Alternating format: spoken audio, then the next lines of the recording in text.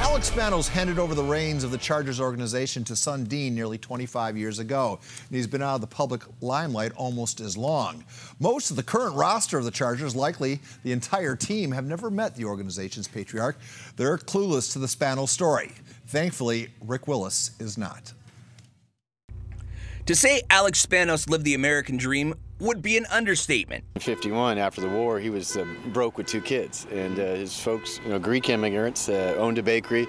He borrowed $800 and bought a truck. He bought a slicing machine and the cheapest meat you could get, bologna, and he started making sandwiches. Well, that was 1951. By 1955, he was a millionaire.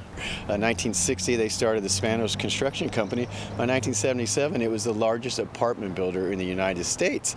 He didn't stop there. 1984, he bought the Chargers. And it was a rocky beginning. According to Jay Paris, 9 years of losing didn't sit well. He got in on the tail end of Air Coryell, the fading fumes, if you would. So not only did he have to cut loose Dan Fouts, he had to fire Don Coryell. Working for him for all those years, I learned that it was never personal. It was always business. He had a million questions. He just wanted to succeed. Try to understand. Once again, I just want to say thanks, fellas. I can't tell you how happy I am today. But the year he turned over day-to-day operations to Dean came the ultimate trip to the Super Bowl. I think that the most happy I saw him was in Pittsburgh in that AFC title game, 10-point underdog.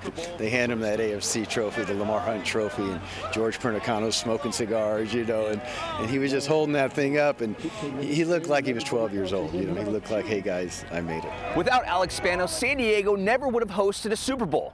Instead, we have 3 to our credit.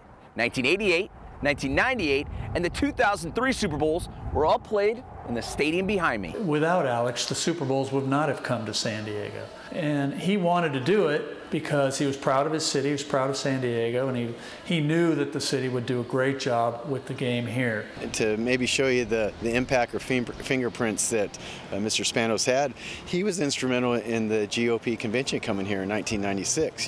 So he went to the Super Bowl in 95, he brought San Diego, the GOP convention was a big deal in 96. So he was an arm twister, he could get stuff done.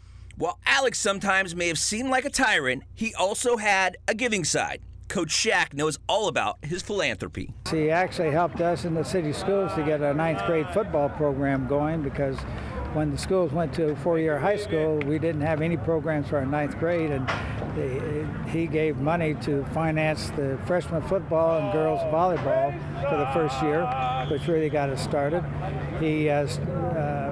The Spanos family, of course, helped us with our All-Star game, but then they built weight rooms throughout the county and activity fields for the elementary schools.